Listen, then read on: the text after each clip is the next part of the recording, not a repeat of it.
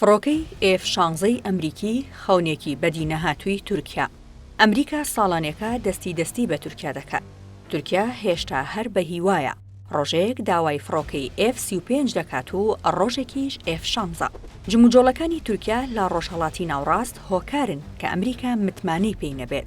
هەر ڕۆژە و دۆسەیەکی بۆ دەکاتە مەرج. دوایینیان قبوڵکردنی یۆنان و ڕۆژاوای کوردستانە. ڤان هۆڵین سیناتۆری دیموکراتەکان دەڵێت ئەمریکا بۆ ڕادەستکردنی فڕۆکەی F-16 بە تورکیا مەرجی نوێی هەیە. مەرجەکانیش ئەمانن. تورکیا هەڕەشەکانی لا دژی یۆنان بۆستێنێت، بەڵێن بدات هێرش نەکاتە سەر کوردانی سووریا.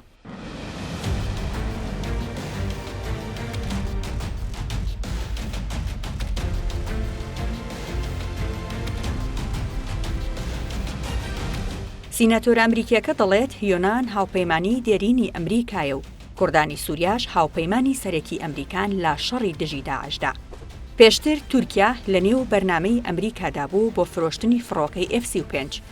ساڵی 2019 تورکیا بەبێ گوێدانە هۆشداریەکانی ئەمریکا سیستەمی بەرگری موشەکی S-400 لە ڕووسیای ڕکابەری ئەمریکا کڕێت. دەستبەجێ ئەمریکا تورکیای هاوپەیمانی لە بەرنامەی فرۆشتنی فڕۆکەی F-35 کردە دەرەوە. بە گوێرەی بەرنامەکە 100 فڕۆکەی F-35 ڕادەست دەکرا. ئەردۆغان لە ڕادەستکردنی فڕۆکەی F-35 بێهیوا بوو. داواکاریەکەی گۆڕی بۆ F-16. ساڵی 2021 لە کۆبوونەوەی لووتکەی ناتۆدا بە بایدنی گوت کەوایە 40 فڕۆکەی F-16مان ڕادەست بکەن. بایدن داوای ڕەزامەندی لە کۆنگرێس کرد، بەڵام کۆنگرێس ڕازی نەبوو. هەفتەی ڕابردوو ئەردۆغان پەیامێکی ڕاستەی ئەمریکا کرد.